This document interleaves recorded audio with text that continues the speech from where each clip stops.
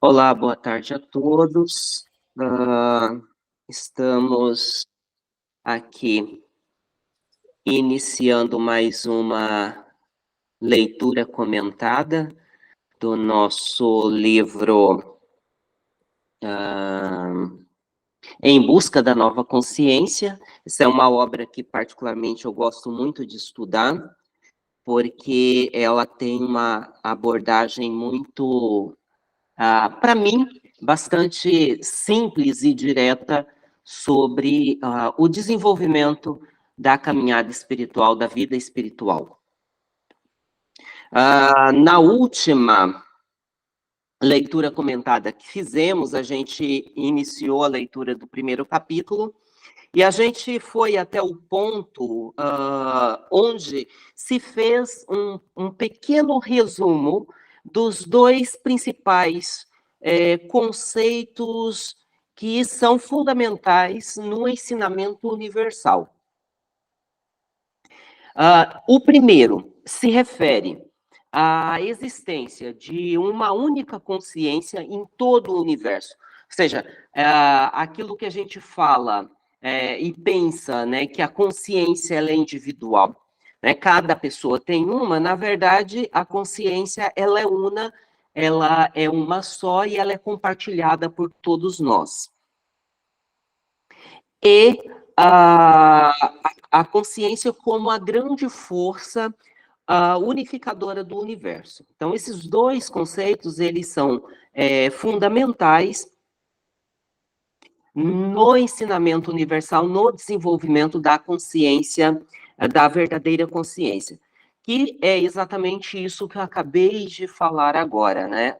Em primeiro lugar, a existência de uma única consciência em todo o universo. Então, a gente começa a se despertar, a gente começa a caminhar em direção à real identidade, a gente começa, de fato, a evoluir a consciência, porque em nós o que evolui a consciência, o corpo não evolui, o corpo pode ser treinado a dar determinadas respostas à vida e ao universo, né? A psique, que é o nosso mundo intermediário entre o mundo material manifestado e o mundo espiritual não manifestado, sutil, a psique ela também pode ser treinada para dar respostas à vida e ao universo.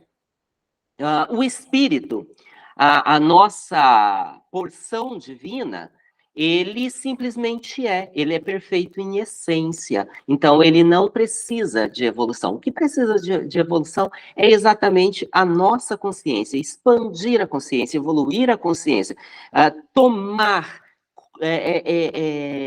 ciência de que não há uma segmentação na consciência, mas que ela nos conecta a tudo e a todos na existência, é o ponto de partida para o início dessa expansão consciencial, para o início do desenvolvimento dessa vida espiritual. E, em segundo lugar, a própria consciência, a partir desse despertar, ela se torna a grande força unificadora que vai unir a tudo e a todos no universo. Então, a gente parte hoje desse ponto e espero que a gente consiga, então, concluir a leitura do primeiro capítulo dessa obra.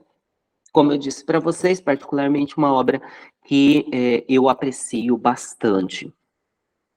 O terceiro conceito fundamental do ensinamento universal sobre a consciência refere-se em seus três atributos: identidade, percepção e manifestação, que corresponde às imagens do absoluto, do espírito e da matéria. Bom, identidade, percepção e manifestação é uma tríade relacionada. Identidade ao absoluto, percepção, espírito e manifestação, matéria. Nós temos essas tríades, esses triplos logos, essas três inteligências presentes em tudo na manifestação.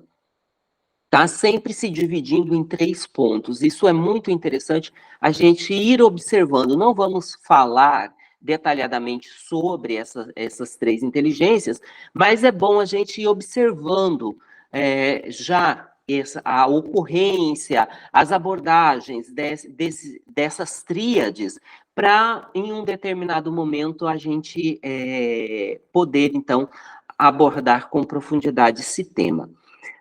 Isso está ligado à concepção que os gregos tinham da constituição do ser humano, né? As três esferas, os três mundos, o espírito, a psique e o físico. Né? Nous, psique e soma. Espírito, mente e corpo. Tá? Então, a identidade é exatamente aquilo que somos. É o que somos em essência, nossa real essência, o nosso eu verdadeiro, nosso eu superior. Tá? Percepção está ligada exatamente à nossa psique. Temos ali, então, duas frações, uma ligada ao pensamento e ao desejo, e a outra ligada aos sentimentos e às emoções, e a manifestação, então, que é isso que a gente pode ver, que a gente pode tocar, né, que a gente pode perceber como manifestado, como material. Esses três atributos sempre formam a consciência presente desde numa partícula subatômica até o maior segredo de matéria que se possa imaginar em todo o universo. Então, em tudo o que há na existência, na manifestação, no universo, na criação, vai apresentar esses três atributos: identidade, percepção e manifestação. Em outras palavras, o absoluto, o espírito e a matéria. É justamente o fato desses três atributos serem sempre os mesmos e estarem presentes em todos os seres que permite que um estado de consciência consiga crescer em direção a outro estado de consciência, mais e mais desperto. Também é por isso que todos esses estados estão interligados. Perdão, pessoal, deixa eu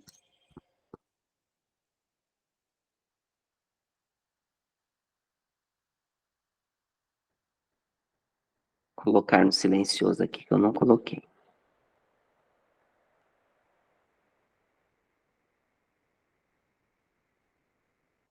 Ok, voltando então, também é por isso que todos esses estados estão interligados, como que por um fio invisível que une tudo o que existe e que se manifesta, formando um único e indivisível tecido universal, a grande rede que liga tudo o que existe.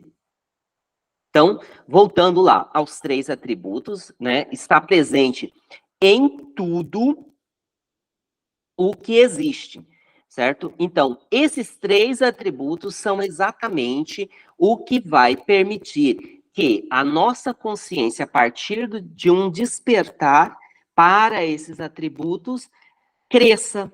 E de estado em estado, ela vai tornando o ser, então, cada vez mais desperto.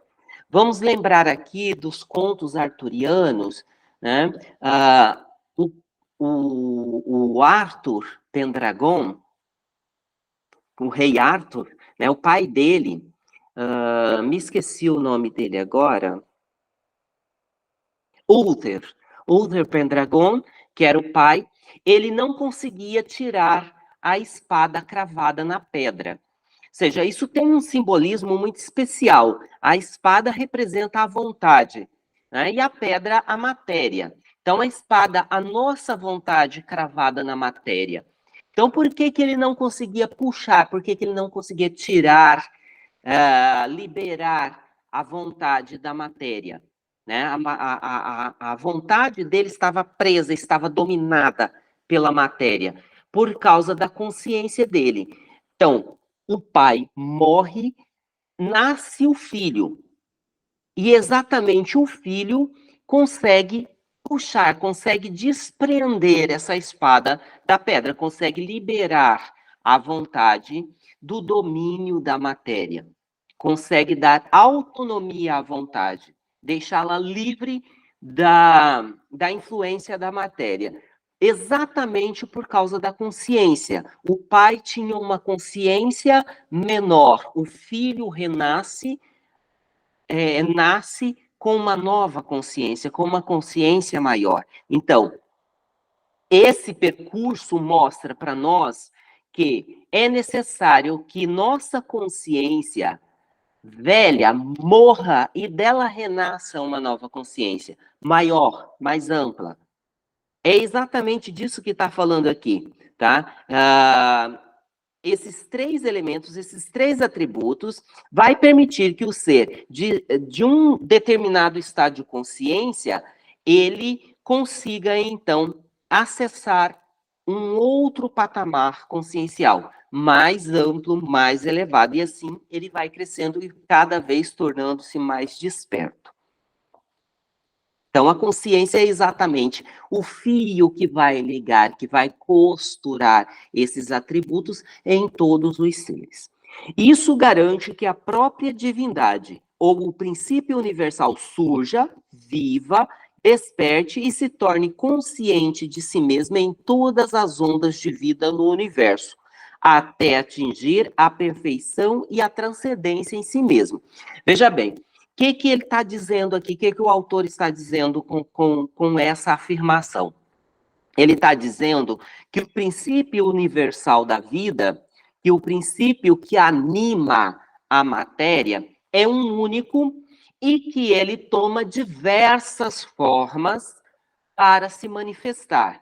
Manifestando, ele desperta a consciência de acordo com o patamar permitido, e vai tornando-se consciente de si mesmo, tá?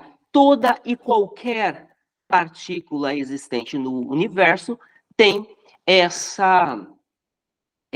princípio, essa capacidade, até que ele, então, atinja um nível de perfeição e transcenda a própria natureza.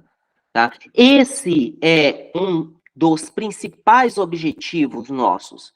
A principal meta nossa, nos construir como seres humanos, percebendo, despertando essa consciência, fazendo ela crescer até atingir a perfeição. Esse estágio de perfeição, então, seria a transcendência da nossa própria natureza, a transcendência da nossa natureza material. De uma pedra a nós, que hoje dominamos a cadeia alimentar, que estamos no topo dela, todos têm a sua consciência, todos são organizados, são estruturados com uma consciência. As pedras, elas expandem e contraem com maior nível de calor ou menor nível de calor, né? Quanto mais quente, mais expansão, quanto menos calor tiver, quanto mais frio, mais ela vai se contrair. Ou seja, isso acontece porque há uma consciência no mineral. O vegetal tem a capacidade de expandir, de criar o seu próprio alimento, né? Imaginemos uma cidade com muito asfalto, como Cuiabá, por exemplo, se ficar totalmente desabitada, dentro de pouco tempo, em menos de 50 anos, ela vai estar toda arborizada, né? A vegetação vai cobrir toda a superfície. Isso acontece por causa dessa capacidade de expansão do vegetal, né? E essa capacidade de expansão dele vai trazer a ele a produção do próprio alimento e de novos indivíduos semelhantes a eles. Então, há uma consciência ali. Né? Tem vegetais, inclusive, que conseguem sentir, desenvolver uma percepção. Né? Eu tenho aqui no meu jardinzinho uma planta que é nativa, chamada dormideira. Você encosta nela, ela murcha imediatamente. Ela fica murcha por um tempo. Então, ela tem uma capacidade, ela já chegou no nível de despertar da consciência dela tão perfeito que ela consegue sentir, ela consegue perceber a presença de um outro ser do seu lado. Há também aquelas árvores que elas vão crescendo e dá a impressão que elas estão caminhando, né? Porque elas vão em direção ao solo, vão colocando as suas raízes cada vez mais longe, como se elas estivessem se movimentando, né? São exemplos de vegetais que já chegaram a um nível muito elevado da sua própria consciência. Os animais, quanto mais eles se aproximam do ser humano, quanto mais desenvolvem afeto pelo ser humano, mais eles estão de posse da sua consciência, do seu nível consciencial. E nós, né, quanto mais a gente deixa a natureza grosseira para trás, né, quanto mais a gente se torna resiliente, flexível, generoso, fraterno no trânsito, por exemplo, ou no trabalho, no nosso dia a dia, na convivência com as pessoas, mais a gente desperta essa consciência, mais a gente desperta essas virtudes que são os poderes latentes inerentes à natureza humana. Por essa razão, afirma-se que Deus, aí vem o lindo poema, né?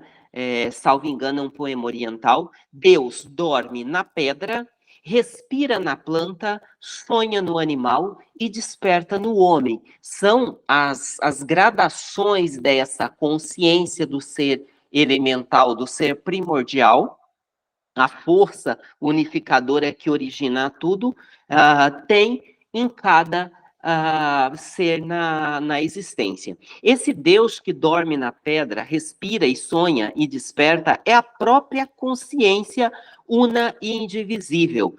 A consciência universal, a grande força que se desdobra a partir do coração do átomo, criando, gerando e impulsionando todas as ondas de vida e os campos de manifestação do universo. Aqui é muito interessante a gente pensar no seguinte: Deus não está sendo tomado aqui como um ser tal qual somos, né? Com uma forma como nós somos, né? Isso desde quando o homem, em seu desenvolvimento, deixou de adorar as forças da natureza simplesmente como humanas, ou seja, como forças divinizadas, e atribuiu a elas uma personificação, né? Os deuses passaram a ter corpo como o ser humano tem, tá? Existiu, então, um grande período que os deuses foram adorados como essas forças personificadas, morando em algum lugar, ou seja, se existe um reino aqui na Terra, um reino manifestado com um rei e um povo submisso a esse rei, é porque existia um outro reino, um reino celeste, onde tinha um Deus, esse Deus tinha a sua corte, tinha outros deuses menores submissos a ele, ou seja, tal como existia o povo submisso a um rei aqui na Terra, no reino celestial, na parte de cima, na parte superior, existia uma organização tal e qual esse reino, e na parte inferior, no mundo dos mortos também, a organização político-social era da mesma forma, né? Então, esse período foi o de personificação dos deuses. Essa concepção que nós estamos trazendo de Deus aqui não é essa, a de um Deus que mora em algum lugar aí disforme, que é o todo-poderoso, o onisciente, o que vê tudo, o que sente tudo, o que sabe tudo. Não, ele está falando aqui de uma força unificadora, indivisível, ou seja, se ela é indivisível, se ela é unificadora, ela é una, ela não divide, ela não se fragmenta. E é ela que dá origem a toda a vida e a tudo o que há.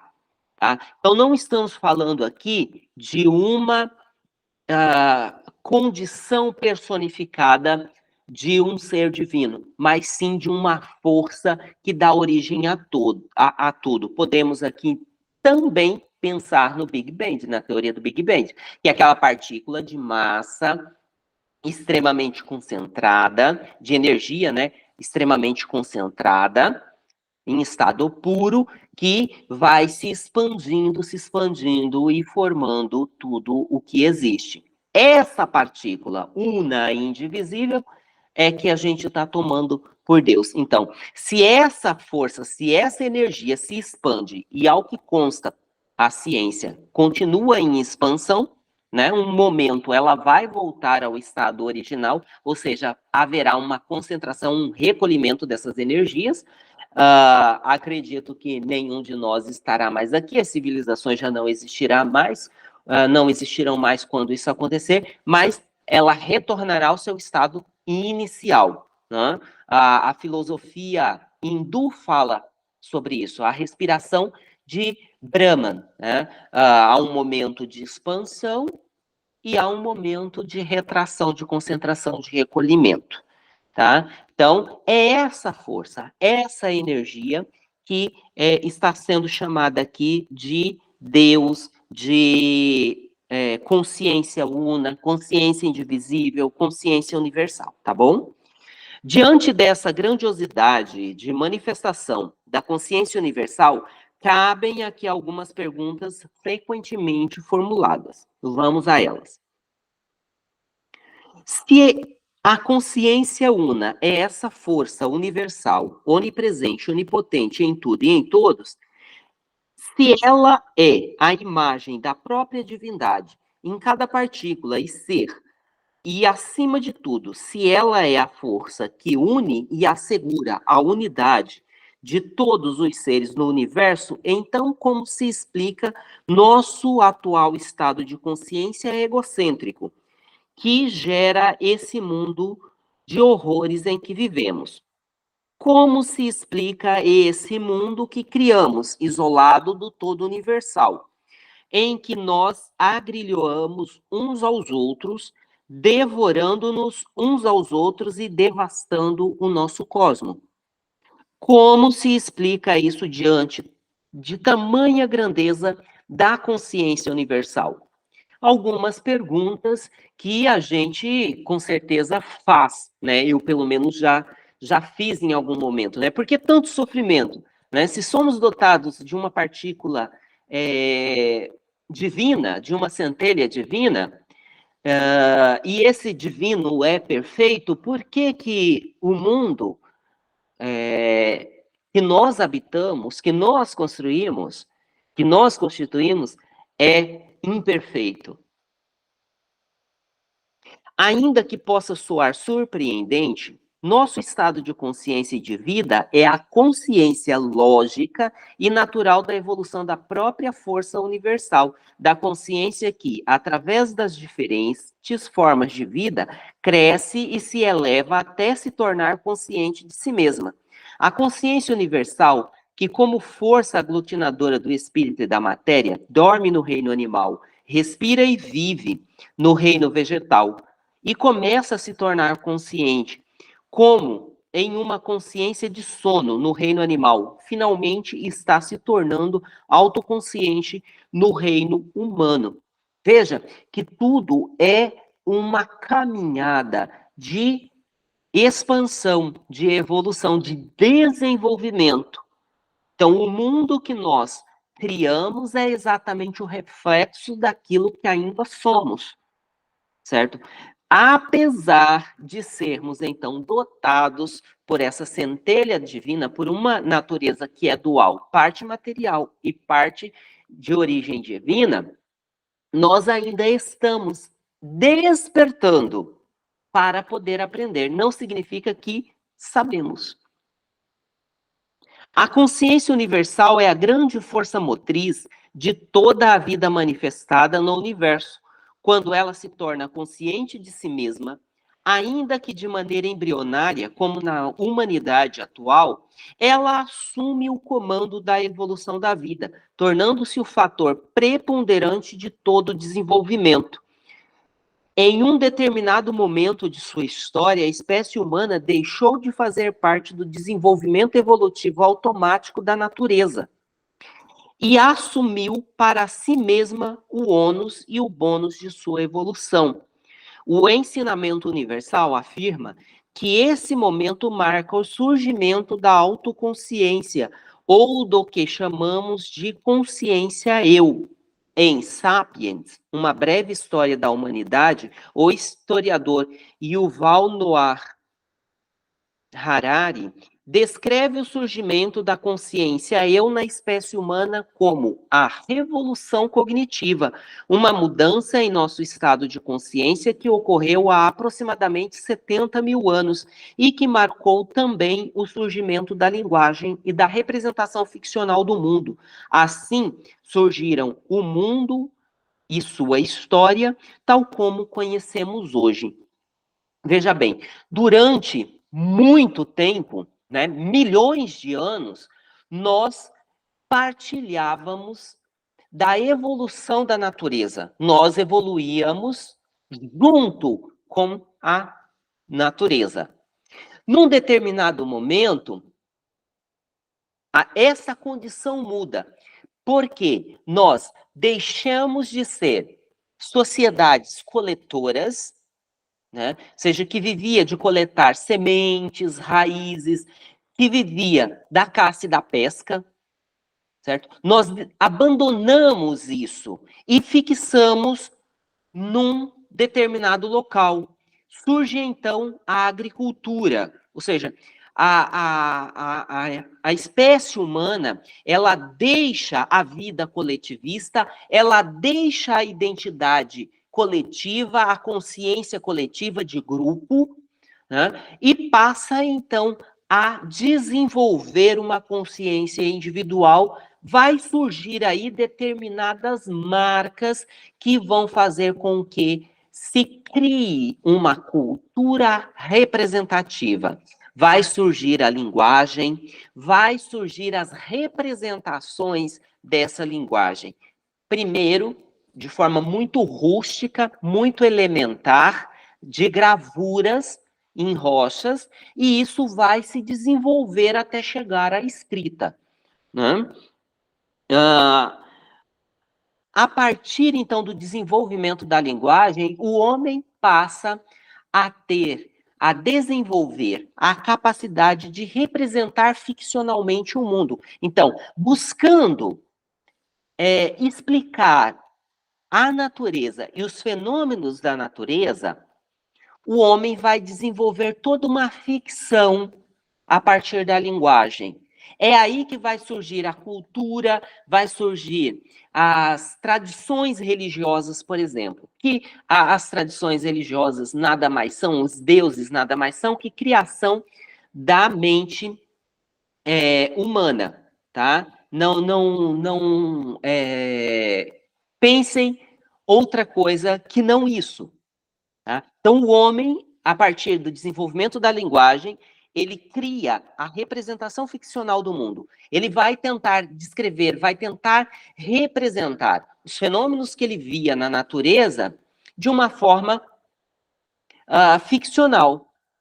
É aí que vai surgir as tradições, as narrativas, os mitos, tá, dos seres divinos, dos heróis, aqueles que vão guardar em essência os arquétipos para o desenvolvimento das sociedades e da civilização. Yuval Harari afirma que esse momento marca a separação da espécie humana de sua vida integrada à natureza. A partir desse ponto, o homem passa a viver uma realidade dual, em que a realidade imaginada, a ficção coletiva criada por esse novo estado de consciência, se torna fator dominante.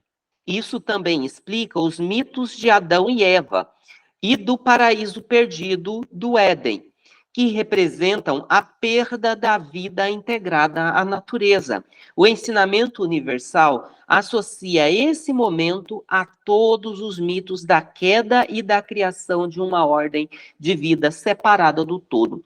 A partir do momento, então, que o homem deixa essa consciência integrada, esse desenvolvimento, essa evolução integrada à natureza e toma para si o próprio desenvolvimento, a própria evolução, há uma ruptura e ele, então, cria algumas narrativas, alguns mitos, algumas ficções que vão representar essa ruptura, que vão representar a perda desse contato, dessa integração com esse desenvolvimento natural. Assim, seja do ponto de vista científico ou do ensinamento universal, o surgimento da autoconsciência do ser humano marca uma mudança em seu desenvolvimento, iniciando a transição de um estado natural de semiconsciência animal para um estado que pode ser, perdão, me perdi na leitura, iniciando a transição de um estado natural de consciência animal para um estado inicial de autoconsciência humana, que denominamos consciência eu. Essa mudança pode ser traduzida como a alteração dos 3 atributos de seu estado de consciência: a identidade, a percepção e a manifestação. Então, a partir, né, dessa tomada de consciência do próprio eu, o ser humano vai desenvolver para cada um desses 3 atributos uma correspondência para a identidade, a identificação. Para a percepção,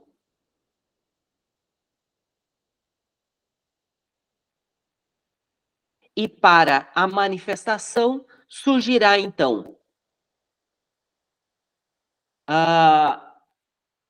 correspondências que desviarão a consciência dos atributos reais. A gente vai ver daqui mais um pouquinho quais são essas correspondências aos atributos. Vejamos as 3 diferenças básicas entre o estado de consciência de um animal e o de um ser humano autoconsciente.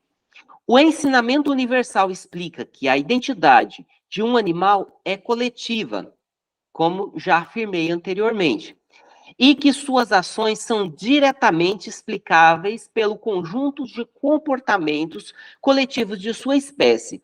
Se você tem um animal de estimação, um cachorro, por exemplo, você consegue perceber que as respostas que ele dá ao mundo, à vida, é a mesma que qualquer cachorro dá. Por mais dócil que seja um cachorro, se você começar a irritar ele, ele vai chegar a um nível de irritação que ele vai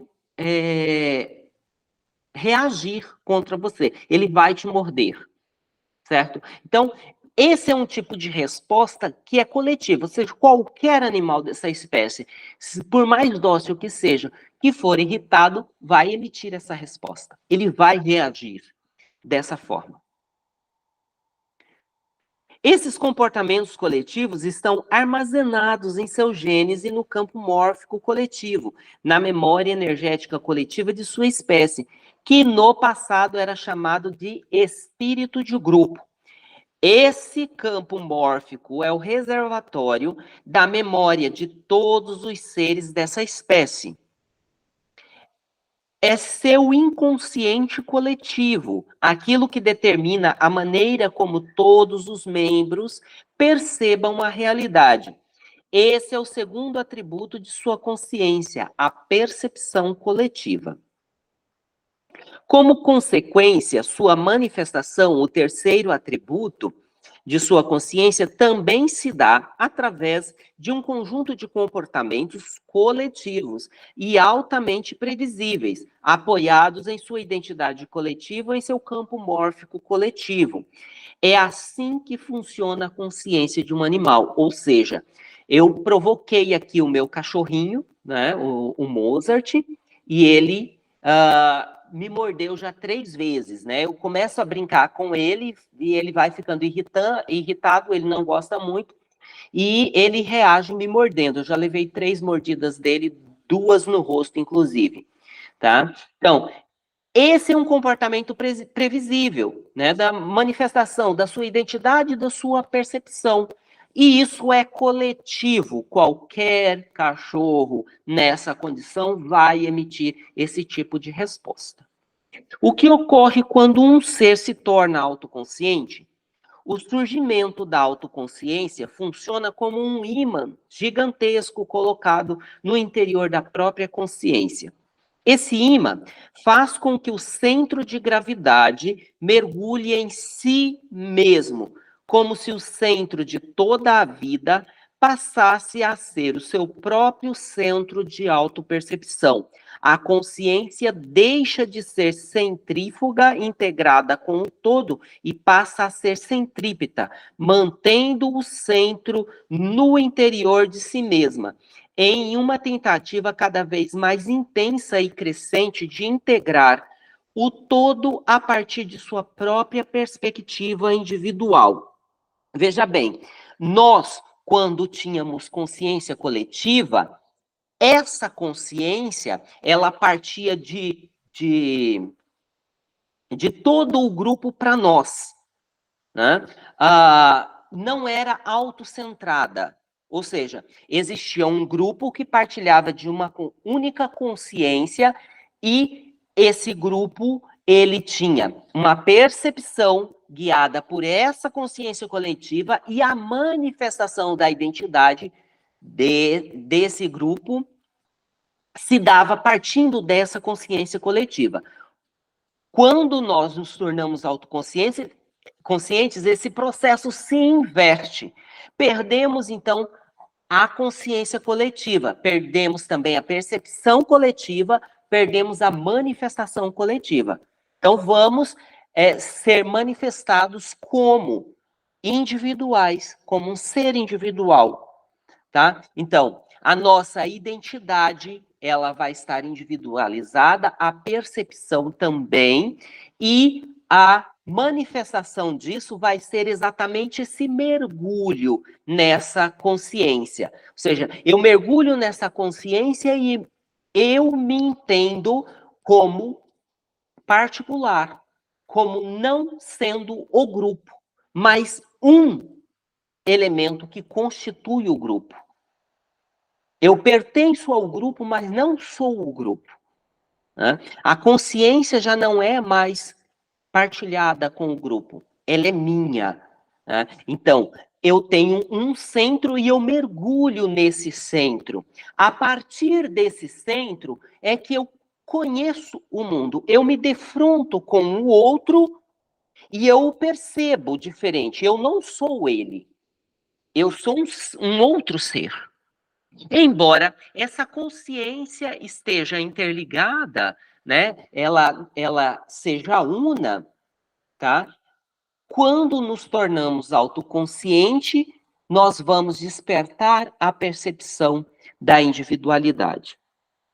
Esse processo desencadeia mudança nos 3 atributos da consciência, um processo que isola a consciência, o que eu acabei de dizer, né? Torna-se individualizada, afastando-a da natureza que a gerou. Essa é a origem dos mitos de um paraíso perdido e da criação de uma natureza isolada em si mesma. Vejamos como isso acontece. Em relação à identidade, um novo estado de consciência gera o fenômeno da identificação, também conhecido como apego ou egocentrismo. Assim nasce o eu.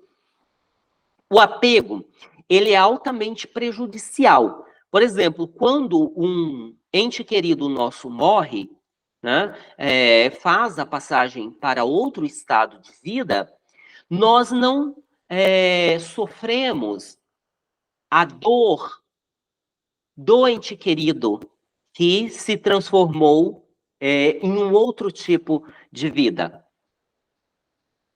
que foi para uma outra existência, que passou da vida material manifestada para a vida espiritual, sutil. Nós sofremos o apego, é o apego que gera dor. Tá? Já o egocentrismo, ele não é prejudicial, tá? O ego é aquilo que somos em essência. O egocentrismo é a base na qual se assenta a nossa consciência e que nos permite a conhecer o mundo e tudo o que há. O grande problema é o egoísmo, é o apego ao ego e ao seu centro. Ou seja, o ego centrado, o egocentrismo. O apego a esse centro, a esse ego, é que é o grande problema. Tá?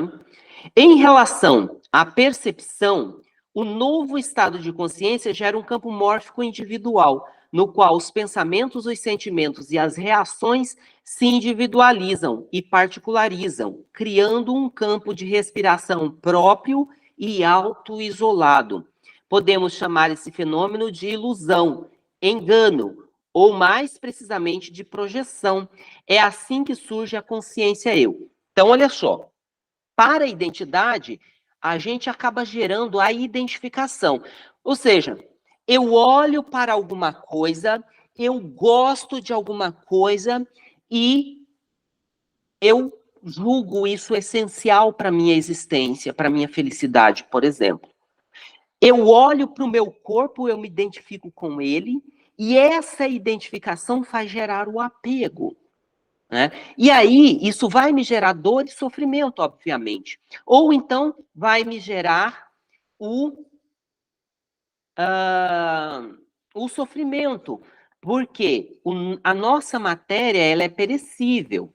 Né? À medida que nós vamos nos desenvolvendo e estamos em plenitude desse desenvolvimento, né? Ou seja, na infância, adolescência e juventude, isso é muito bom, mas à medida que essa curva começa a declinar, da maturidade para a velhice, muita gente sofre. Sofre exatamente pelo apego que desenvolveu. A identificação, se identificou com o corpo. Então, por isso que ele vai dizer aqui que a percepção, o atributo da percepção, que nós deveríamos percebermos a nossa real essência, né? E identificar com ela,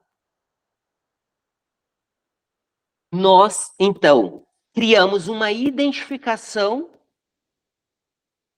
criamos, então, uma particularização, uma individualização dessa percepção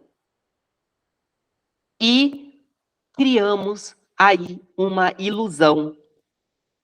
Tá? A ilusão de que o corpo, por exemplo, é aquilo que somos, é a essência daquilo que somos, é o que realmente somos. Surge, então, o apego a esse corpo e a deteriorização. A deteriorização, não sei se é essa a palavra, se está correta ela, mas a decadência da matéria desse corpo, o declínio disso, vai trazer, então, o sofrimento para aquele ser que se apegou, que gerou apego à manifestação disso. Em relação à manifestação, um novo estado de consciência gera um conjunto de comportamentos individuais autoinduzidos que, ao longo do tempo, vão se perpetuando em uma série de automatismos, fenômenos que podemos chamar de repetição. Surge aqui, mediante seus automatismos, a alma natural. Veja bem, então, você se identificou com o corpo. Você criou uma ilusão, projetou esse corpo como sendo aquilo que você realmente é, tá? E aí, a partir disso, surgem as repetições, os automatismos, né?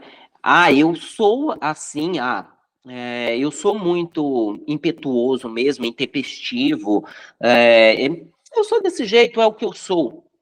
Né? Isso é uma ilusão, isso não é o que você é. Né? Isso é um comportamento autoinduzido. Você não é vaidoso, isso é uma ilusão, isso é uma projeção. Você não é isso. Né? Você não gosta de gastar, você não é gastador, você não é vaidoso, você não é nervoso, você não é colérico. Isso tudo é comportamento autoinduzido. Né? Muito menos você é o corpo, você é a mente.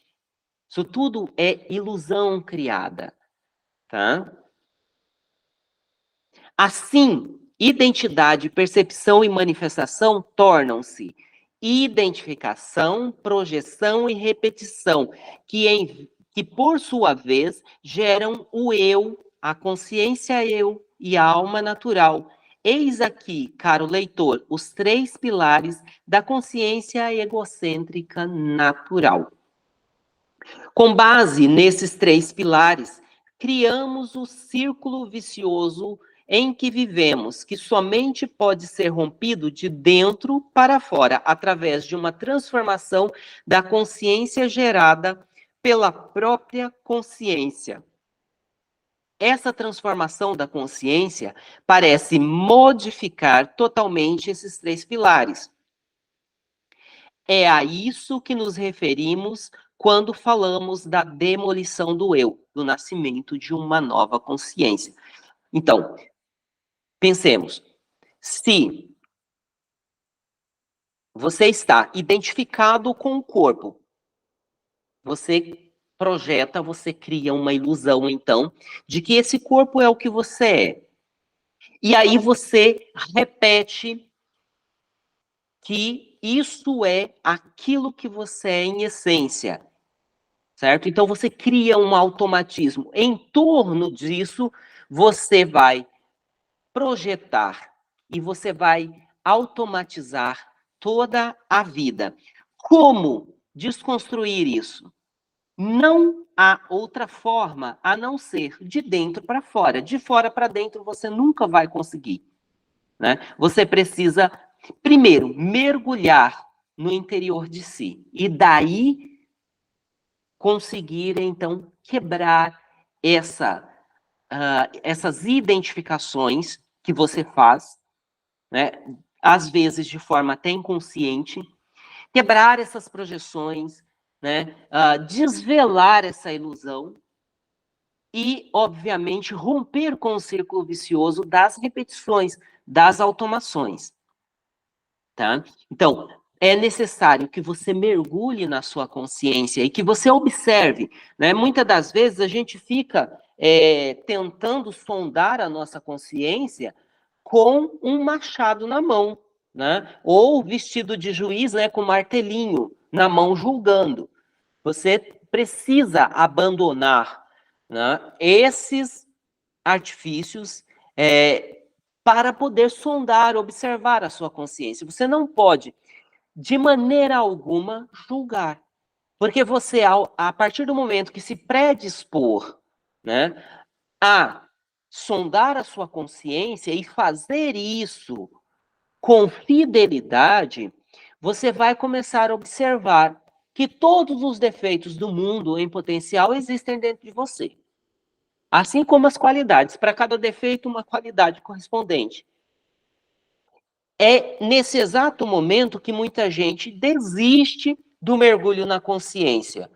Ou aqueles mais fracos acabam capturados pela própria consciência. E ali ficam.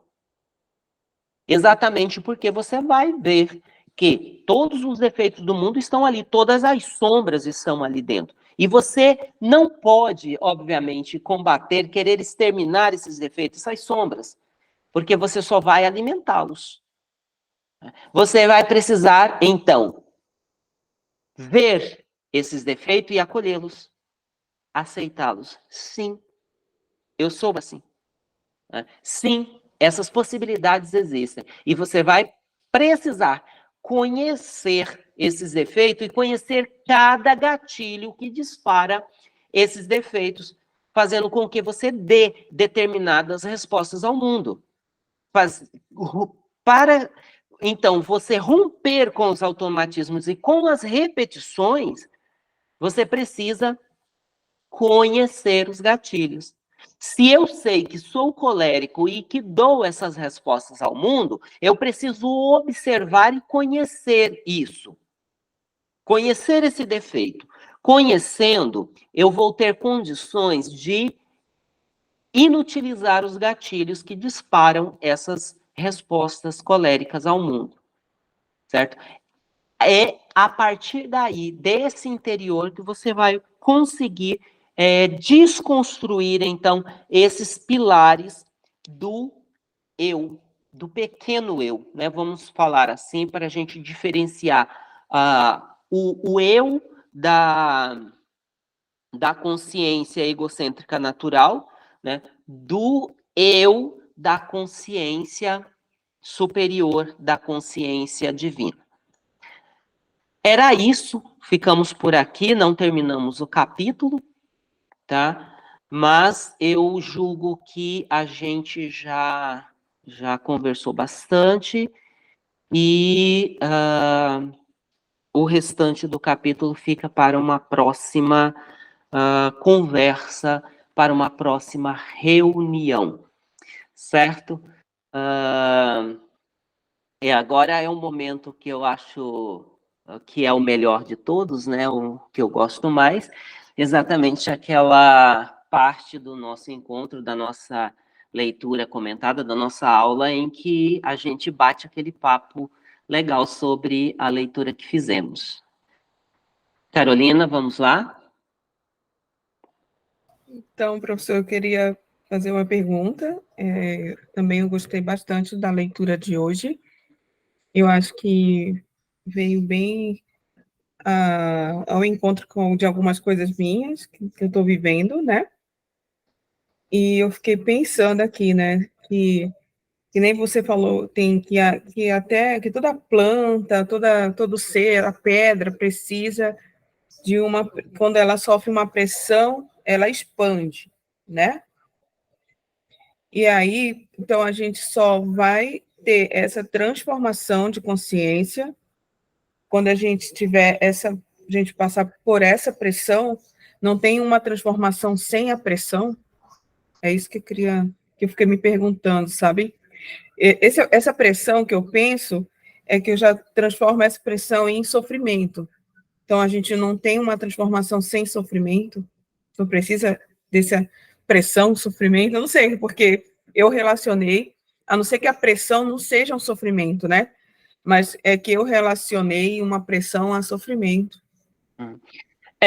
No caso das pedras, elas é a forma de reação que ela tem, né? A temperatura eleva, ela se expande. A temperatura diminui, ela contrai, né? Esse é o ciclo de vida, é o ciclo de reação, é a resposta que ela dá ao universo, ou seja, isso implica uma consciência, né? Não é exatamente uma pressão que ela sofre, que faz ela que traz um sofrimento a ela, que faz com que essa consciência dela se desperte e ela tenha essa reação. Não é exatamente isso. Pensemos que quando a consciência ela é coletiva, não há a noção de uma consciência particularizada, individualizada, não há a noção de um sofrimento. Não que não exista sofrimento. Animais adoecem, plantas adoecem, minérios, rochas, com o tempo morrem, né? O que são pedregulhos? Né? Para quem conhece grandes rochas, sabe que nas encostas é cheio de fragmentos. Esse desgaste é sinal de que a pedra vai morrendo, de que a rocha vai morrendo ao longo do tempo. Plantas adoecem e morrem, né? Existe o sofrimento, mas não há uma consciência desse sofrimento. Nós temos uma consciência sobre esse sofrimento. A aprovação é algo inerente ao nosso crescimento, porque nós tomamos para nós, por meio do despertar para a autoconsciência, a nossa própria evolução. E há dois caminhos para essa evolução. O caminho da reflexão e o caminho da experiência.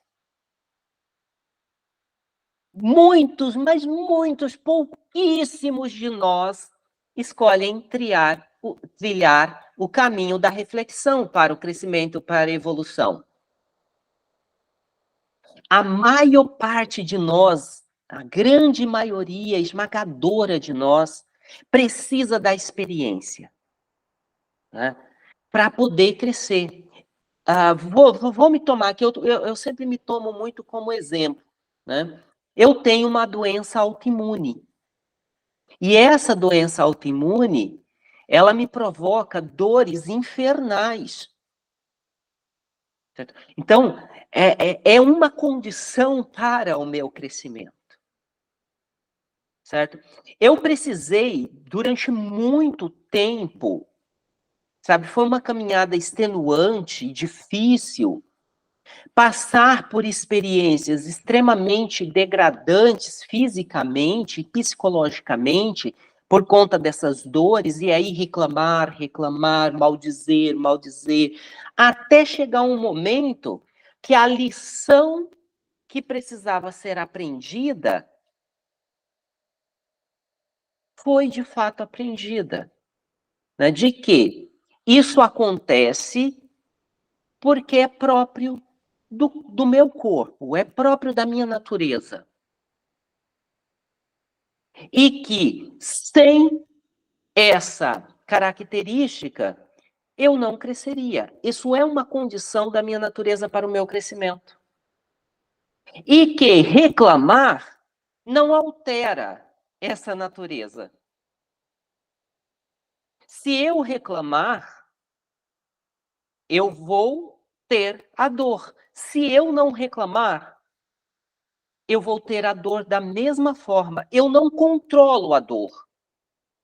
Mas a forma como eu reajo à dor, eu posso controlar. E aí, se eu não controlo, se eu não tenho controle, se eu não tenho consciência alguma sobre a forma como eu estou reagindo à dor, eu posso tornar o problema ainda pior.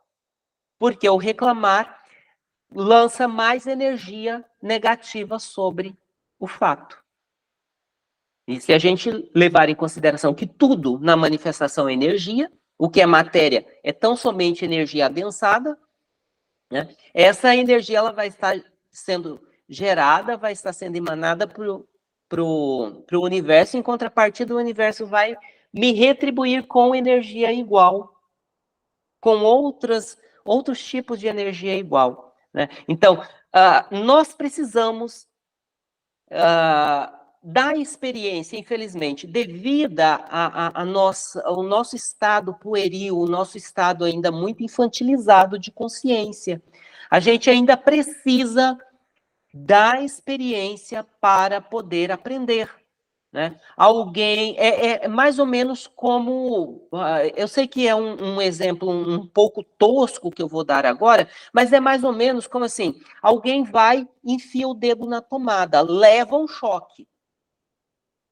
A gente viu tudo aquilo, mas você não reflete, né? Eu não vou pôr o dedo na tomada, porque eu vou levar um choque, ali tem uma corrente elétrica. E a minha matéria conduz energia. Você vai lá e põe o dedo na tomada também. Você leva o choque também. Daí você aprende. Opa, deu um choque, isso dói. Isso não é agradável. É mais ou menos isso. Tá? Então, você vai precisar viver, você vai precisar experienciar, e aí, a partir dessa experiência, né, você vai, se tiver algum nível de consciência, tirar a lição para que ela não se repita. Enquanto você não tirar a lição, vai continuar acontecendo. Certo? Por exemplo, eu já ouvi isso, inclusive tem casos na minha família. Primeiro namorado, chifre, né? Sofrimento. Segundo namorado, sofrimento. Terceiro namorado, sofrimento. E, assim, aquela coisa que a pessoa parece que tem um arquétipo do homem vagabundo, do homem cafajeste. Mas parece que gosta do homem cafajeste. Não, não é que parece que gosta. Você teve a primeira experiência que te trouxe sofrimento e você não aprendeu a lição que essa experiência lhe trouxe. Por isso que vai acontecer um outro homem cafajeste na sua vida que vai trazer sofrimento de novo, para ver se você, nesse outro ciclo, porque a vida ela é cíclica, pedagógica, cíclica, reiterativa. Se você não aprendeu no primeiro ciclo, vai vir um segundo. Se você não aprendeu no segundo, você acumula o déficit da lição do primeiro para o segundo, vai vir um terceiro. E isso vai, enquanto você não parar, não refletir, você não e tirar, aprender a lição, você não vai evoluir, você não vai dar um passo à frente. Você vai ficar como andando em círculos sempre, tá? Se nós olhássemos para os outros, para os nossos irmãos de caminhada e aprendêssemos, olha, fulana é assim, assim, é carente, projeta no outro a responsabilidade de fazer ela feliz, ela não consegue encontrar felicidade nela mesma, ela acha que os outros têm que ser responsáveis pela felicidade dela.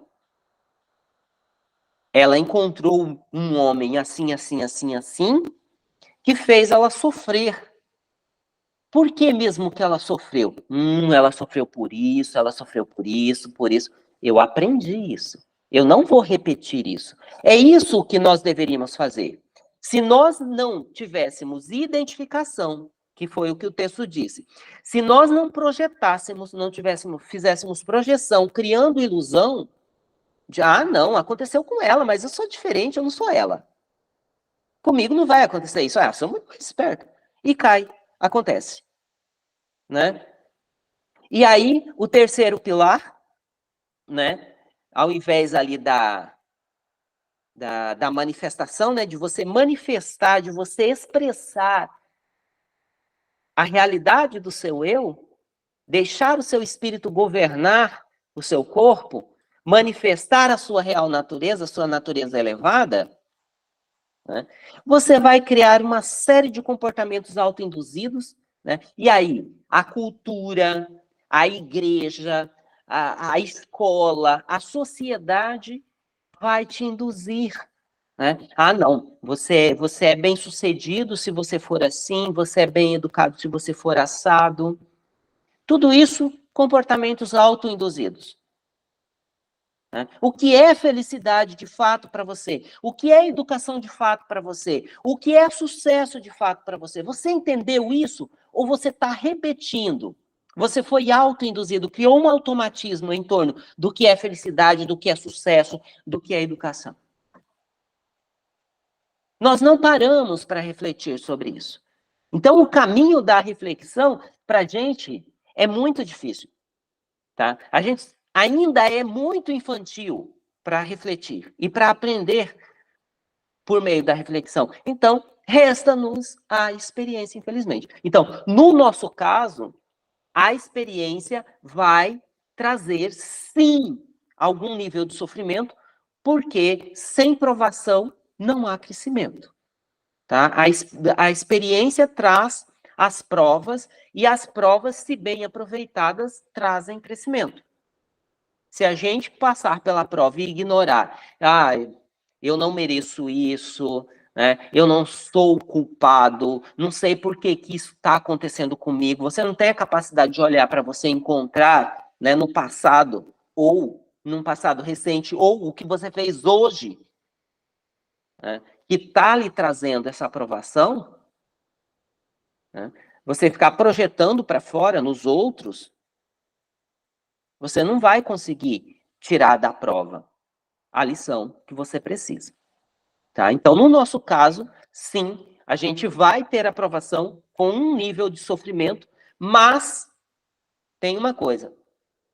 Se a gente encarar a prova como fator de crescimento, ela nunca vai significar sofrimento. Se a gente não desenvolver apego, é claro que a gente não vai sentir dor. Tá? Então, quanto menos apego eu tiver, menos dor eu vou sentir.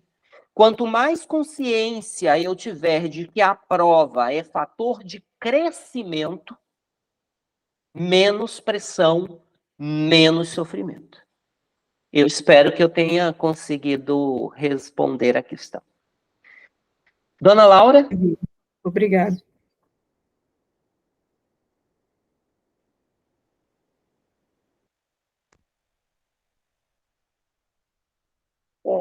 Dá para me ouvir? Sim. Tá?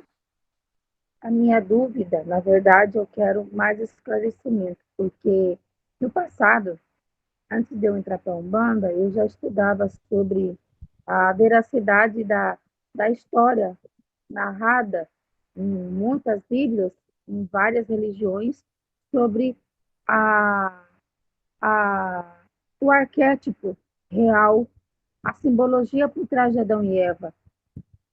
O mesmo arquétipo que eu tenho questões, que é do povo no Egito, os 400 anos de exílio do povo de Israel no Egito.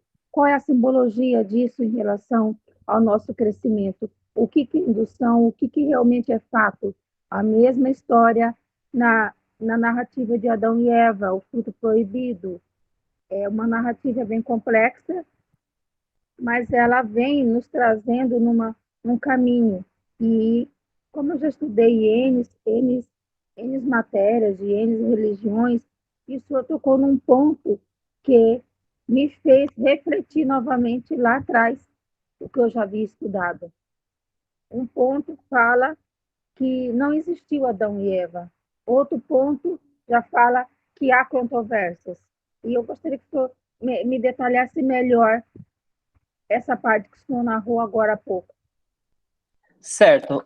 A questão de Adão e Eva, ela é colocada no livro, né, como sendo uma narrativa ficcional, tá, criada a partir desse desligamento do homem de uma consciência integrada, de uma consciência coletiva, para uma consciência particularizada, individualizada, para uma autoconsciência. Né? Quando éramos integrados, né, nós desenvolvíamos, evoluíamos junto com a natureza, de forma conjunta, de forma integrada, não havia a autoconsciência, ou seja, eu tenho uma fração, né, da consciência una, e isso é particular. Né? Independente do nível dela em relação à claridade. Ou seja, o quanto ela está desperta. Se ela dorme ou se ela está desperta. Ela reside em mim. Certo? Então, antes, isso não existia. Certo? Então, quando isso passa a existir, ou seja, o Cláudio começa a perceber como um indivíduo particularizado, pertencente a um grupo, há essa desintegração. Então, cada um vai ser responsável pela sua evolução. Ou seja, o conjunto humanidade já não se desenvolve mais grupalmente. Um desenvolve, todos desenvolvem de forma igual. Agora não. Agora cada um toma para si o desenvolvimento, para a sua evolução própria. Então, para descer, para manifestar, todos manifestaram de uma única vez. Coletivamente. e durante um período cresceram e evoluíram juntos, a grande massa.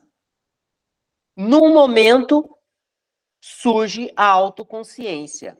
Aí cada um vai ter o seu despertar, cada um vai ter a sua evolução, cada um vai ser responsável pelo seu próprio crescimento. Isso vai gerar a sensação da perda do paraíso. É isso que diz o texto. Óbvio que com o surgimento dessa consciência, dessa particularização, dessa individualização, da tomada para si, da própria evolução, do próprio desenvolvimento, o homem vai fazer surgir algumas atividades, atividade da linguagem, atividade da agricultura, da cultura, e vai surgir a representação ficcional. Então, essa memória dessa evolução coletiva, desse crescimento coletivo, dessa integração à natureza, vai ser contada, vai ser representada ficcionalmente. Posteriormente, sociedades vão lançar mão dessas narrativas para impor domínio quando surge as sociedades de classes. As sociedades deixam de ser coletivistas e passam, então, a se fixar em determinados territórios e a explorar esses territórios culturalmente, economicamente. Tá? Então, eles passam a lavrar a terra, obter seu alimento da terra, tá? A extrair riquezas da terra. Então, é necessário cuidar desses territórios. Então, para legitimar a posse de um determinado território, você vai lançar mão de certas narrativas que correm nas sociedades. E, no caso da Bíblia, Adão e Eva, essa é uma narrativa que é utilizada para o controle da sociedade campesina. Então, é uma narrativa que ela é utilizada politicamente. Não tem absolutamente nada de criação de mundo naquela narrativa, tá? Quando o Deus está criando ali, para quem quiser saber mais sobre isso, leia O Sagrado e o Profano, de Mircea Eliade. Todas as sociedades antigas, quando iam criar o seu reino, né, a sua nação, eles criavam reproduzindo o gesto do seu Deus Criador. Os babilônicos, Marduk, os judaítas, Yahvé, os povos abrahamitas, El. Então, esses eram os deuses criadores, e quando eles criavam o território deles, eles criavam repetindo o gesto criador desse Deus, da narrativa desse Deus. Tá? Então, quando se usa ali, no Gênesis da Bíblia, a criação do mundo, a criação da Terra, não está falando da criação do mundo, planeta Terra. Não é nada disso, isso é uma tonteria.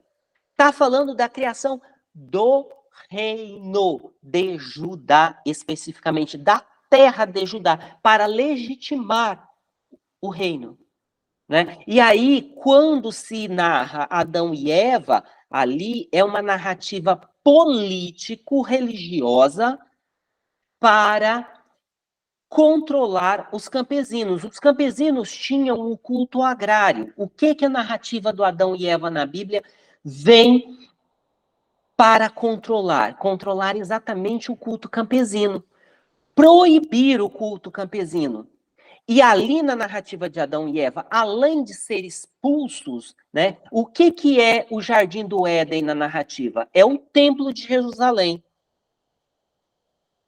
Tá? É o Templo de Jerusalém. A expulsão deles é exatamente para marcar na sociedade campesina da época a condição deles de lavradores. em relação à condição de submissão em relação à corte, ao rei.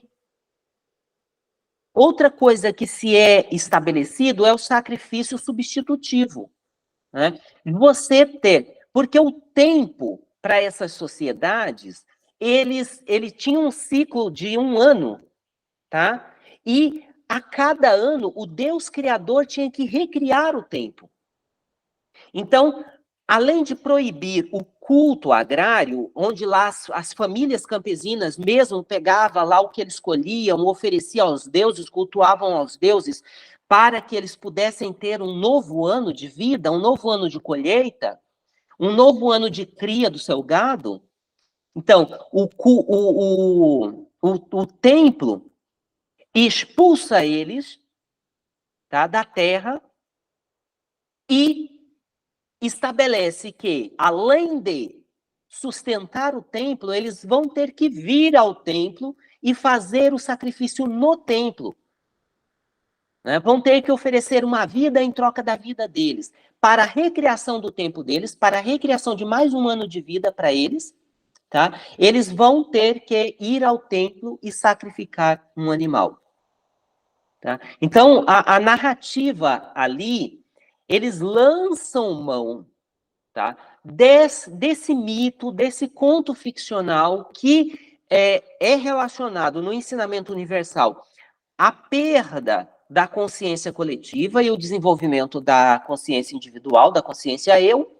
Eles lançam mão disso e aí recriam, recontam essa narrativa com o objetivo de dominar, de subjugar a classe campesina, tá? Então, eles politicamente, religiosamente, eles se utilizam disso, tá? Então, o mais importante quando a gente ler a Bíblia não é recorrer às pregações que a gente ouviu, à teologia que a gente teve acesso nos púlpitos, seja na boca do padre, nos sermões do padre ou nas pregações do pastor.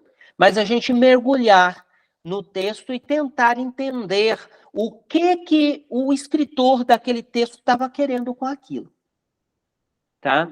Então, essa tradição de você lançar mão de narrativas, de representações ficcionais para compor peças políticos-religiosas para a submissão do povo é muito recorrente em todas as culturas e a Bíblia é o mais perfeito, um dos mais perfeitos livros que implementam essas recontações, essas narrativas readaptadas e reelaboradas àquele contexto.